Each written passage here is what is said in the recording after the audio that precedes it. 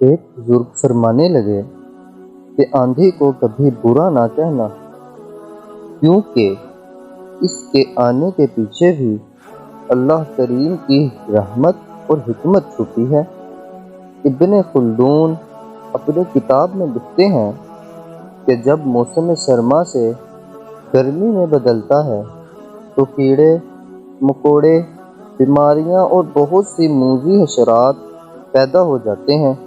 اگر وہ زندہ رہ جائیں تو دنیا تباہ ہو جائے۔ تب اللہ کریم مٹی سے بھری ہوا چلاتا ہے، جس کی وجہ سے یہ بیماریاں اور حشرات مر جاتے ہیں اور زمین انسانوں کے لیے محفوظ ہو جاتی ہے۔ اللہ کریم نے کائنات میں ہر شے انسان کے لیے بنائی ہے اور ہر چیز میں اللہ کریم کی حکمت پوشیدہ ہے۔ بے شک اللہ کریم کے فیصلوں کو زوال نہیں۔